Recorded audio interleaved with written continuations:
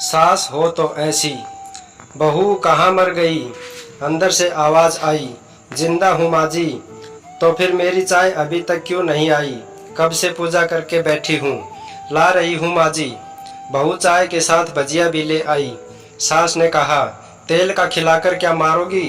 बहू ने कहा, ठीक है माँ जी, ले जाती हूँ। सास ने कहा, रहने दे, अब बना दिया है तो खा लेती हूँ।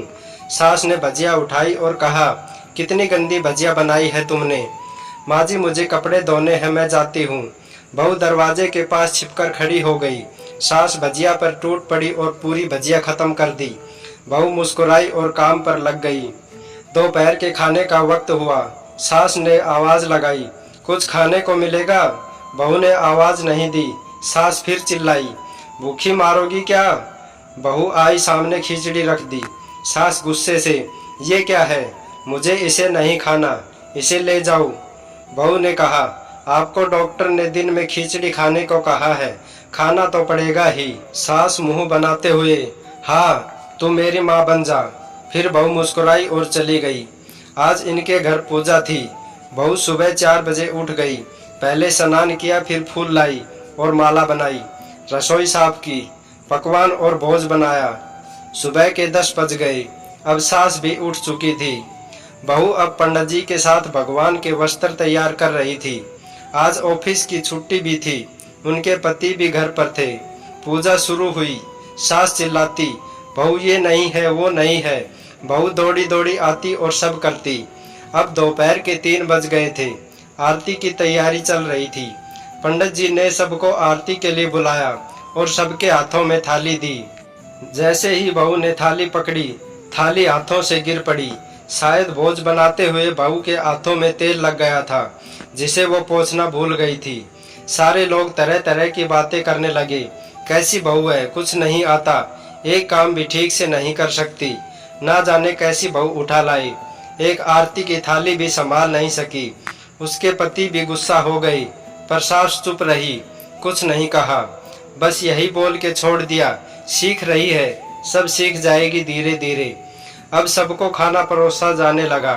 बहू दौड़ दौड़ के खाना देती, फिर पानी लाती। करीब 70-80 लोग हो गए थे।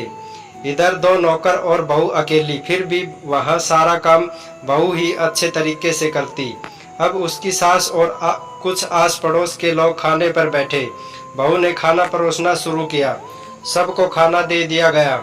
जैसे ही पहला निवाला सास ने खाया, तुमने नमक ठीक नहीं डाला क्या, एक काम ठीक से नहीं करती, पता नहीं मेरे बाद कैसे ये घर संभालेगी। आस पड़ोस वालों को तो जानते ही हो ना साहब, वो बस बहाना ढूंढते हैं नुक्स निकालने का। फिर वो सब शुरू हो गई, ऐसा खाना है, ऐसी बहू है, ये वो वगैरह वगैरह। दिन का खाना हो चुका था। अब बहू बर्तन साफ करने नौकरों के साथ लग गई। रात में जगराता का कार्यक्रम रखा गया।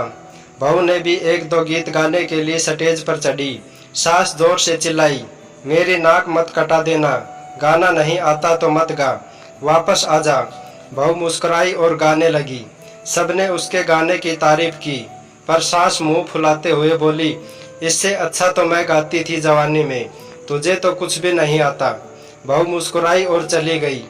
अब रात का खाना खिलाया जा रहा था। उसके पति के ऑफिस के दोस्त साइड में ड्रिंक करने लगे। उसका पति चिल्लाता, थोड़ा बर्फ लाओ, तो सास चिल्लाती, यहाँ दाल नहीं है। फिर चिल्लाता, कोल्ड ड्रिंक नहीं है, पापड़ ले आओ। इधर उधर आखिरी में उसके पति की शराब गिर पड़ी। उसके एक दोस्त पर और बोतल टूट गई। पति गुस्से में 2 झापड़ अपनी पत्नी को लगाते हुए कहता है, जाहिल कहीं की, देखकर नहीं कर सकती, तुझे इतना भी काम नहीं आता। सारे लोग देखने लगे। उसकी पत्नी रोते हुए कमरे की तरफ दौड़ी। फिर उसके दोस्तों ने कहा, क्या यार, पूरा मूड खराब कर दिया, यहाँ नहीं बुलाया होता, हम कहीं और पार्टी कर लेते। कैसी अनपढ़ गंवार बीबी ला रखी है तूने, उसे तो मेहमानों की इज्जत और काम करना तक नहीं आता, तुमने तो हमारी बेइज्जती कर दी। अब आस पड़ोस की औरतों को और बहाना मिल गया। वो कहने लगी, देखो क्या कर दिया तुम्हारी बहू ने, कोई काम की नहीं। मैं कहती हूँ अपने बेटे की दूसरी शादी करा दो, छुटकारा पाओ इस गंवार से। सास उठी और अपने बेटे के पास जाकर उसे थप्पड़ मारा और कहा, अरे नालायक, तुमने मेरी बहू को मारा, तेरी हिम्मत कैसे हुई, तेरी टांगे तोड़ दूंगी।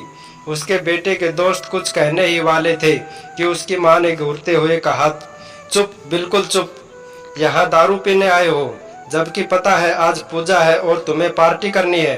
कैसे संस्कार दिए हैं तुम्हारे माता पिता ने, और किसने मेरी बहू को जाहिल बोला।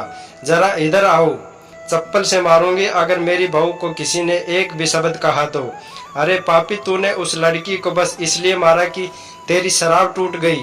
पापी, वो बच्ची सुबह 4 बजे से उठी है, घर का सारा काम कर रही है, ना सुबह से नाश्ता किया ना दिन का खाना खाया, फिर भी हंसते हुए, सबकी बातें सुनते हुए, ताने सुनते हुए घर के काम में लगी रही।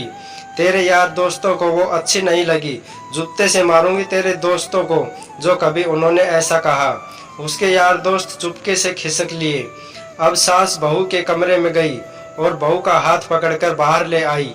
सबके सामने कहने लगी, किसने कहा था अपनी बहू को घर से निकाल के दूसरी बहू ले आना, जरा सामने आओ।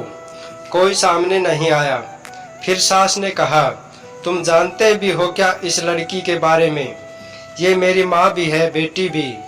माँ इसलिए मुझे गलत काम करने पर डांटती है, और बेटी इसलिए कभी कभी मेरे दिल की भावनाएं समझ जाती है।